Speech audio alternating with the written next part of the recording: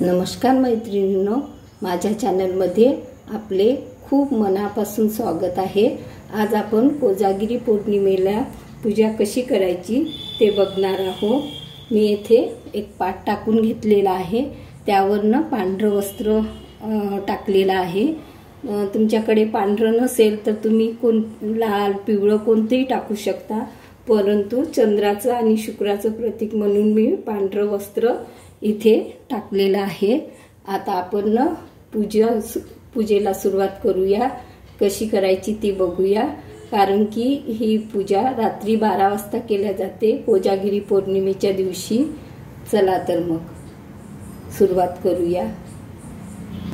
कोणतीही पूजा करण्यापूर्वी आपल्याला दिवा प्रज्वलित करून ठेवायचा आहे। मी इथे तांदळाची रास ठेवलेली आहे आणि हा दिवा प्रज्वलित करून ठेवलेला आहे। आता आपण सुरुवात करूया। प्रथम आपल्याला इंद्रदेवाचं प्रतीक म्हणून इथे कलश मांडायचा आहे। इथे मी तांदूळ ठेवून घेतलेला आहे आणि त्यावर आता आपल्याला हा कलश मांडायचा आहे। मी पाणी भरून घेतलेलं आहे या तांब्याच्या कलशामध्ये आणि स्वस्तिक काढलेला आहे। इकडनं 2 रेषा, इकडनं 2 रेषा ओढून घेतलेला आहे कुंकवानी आणि रक्षासूत्र बांधलेलं आहे। आता आपण त्यात 1 सुपारी, हळकुंड आणि 1 रुपयाचा शिक्का टाकायचा आहे। 1 शिक्का आणि सुपारी आणि हळकुंड, आणि त्यानंतर आपल्याला आंब्याची पानं ठेवायची आहे। अशी मी डाकळी घेतलेली आहे। तुम्ही समजा कपुरी पान पण लावू शकता, परंतु आंब्याची पानं मिळाली तर अतिउत्तम। आता आपल्याला इथे आपल्याला सगळे देवांना स्थापित करायचं आहे। लक्ष्मी, गणपती, कुबेर आणि आपले चंद्र। प्रथम आपल्याला गणपती म्हणून इथे गणपतीची स्थापना करायची आहे। तर मी तांदळाची रास ठेवलेली आहे। नंतर आपल्याला महालक्ष्मी, तिच्यासाठी आपल्याला आता हे इथे तांदूळ टाकून घ्यायचे आहे, स्थान तयार करायचं आहे। त्यानंतर कुबेर देवासाठी आणि मग आपल्या चंद्रदेवासाठी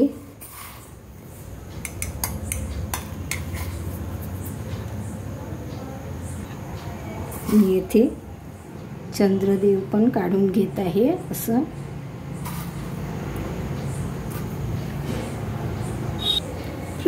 प्रथम आपल्याला देव मांडून घ्यायचे आहे।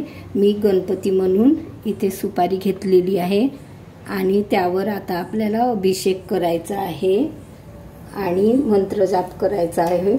ओम श्री गणेशाय नमः, ओम श्री गणेशाय नमः असं म्हणून पहिले जलनी, मग तुम्ही पंचामृत बनवलं असेल तर पंचामृतनी करा, नाहीतर दुधानी करा। मी दुधानी घेतलं आहे दूध। ओम श्री गणेशाय नमः, ओम श्री गणेशाय नमः म्हणायचं आणि असं अभिषेक करून घ्यायचा आणि स्वच्छ कापडाने पुसून आपल्याला इथे आता या मूर्तीला स्थापन करायचं आहे। त्यानंतर आपल्याला आता लक्ष्मी मातेचं करायचं आहे।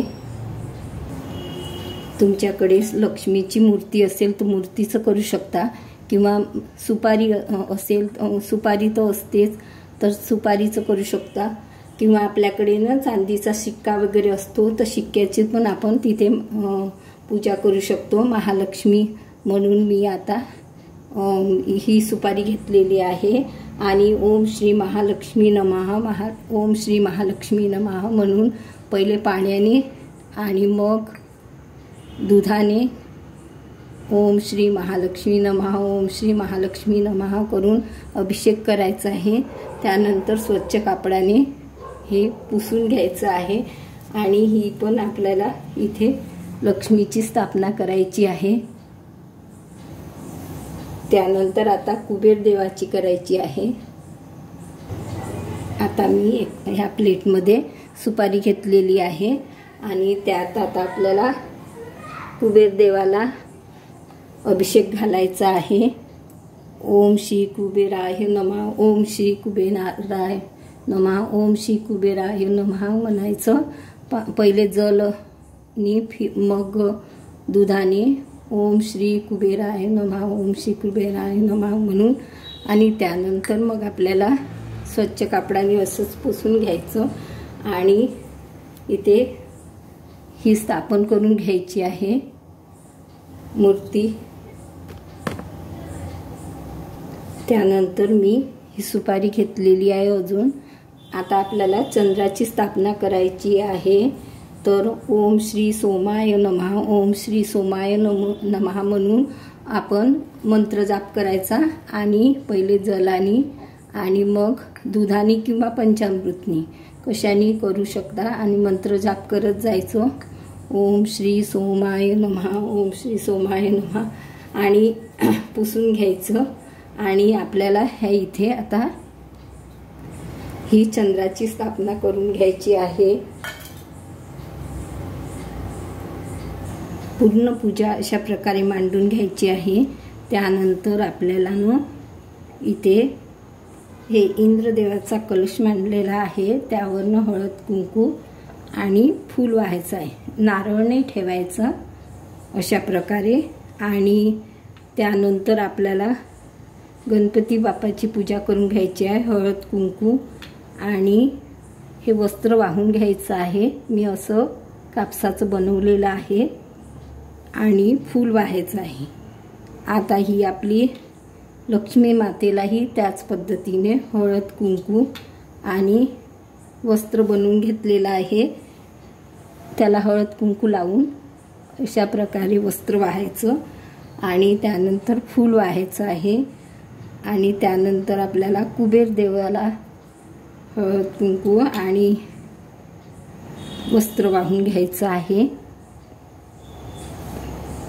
अशा पद्धतीने। आणि मग आपल्या चंद्रदेवाला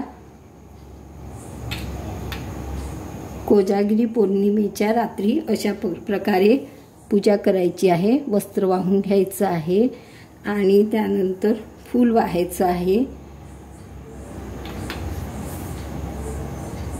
असे म्हणतात की कोजागिरी पौर्णिमेला लक्ष्मी माता ही आपल्या पृथ्वीवर येत असते आणि तिला अशी पूजा ज्या घरी दिसली त्या घरी ती आपली म्हणजे कृपा बरसवते असं म्हणतात। म्हणून आपल्याला कोजागिरी पौर्णिमेला अशा प्रकारे पूजा करायची आहे।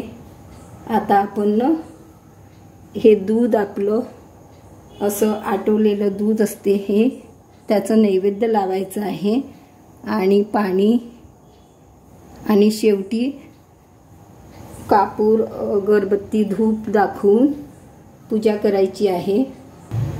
अगरबत्ती लावून घ्यायची आहे आणि मग आरती करायची आहे।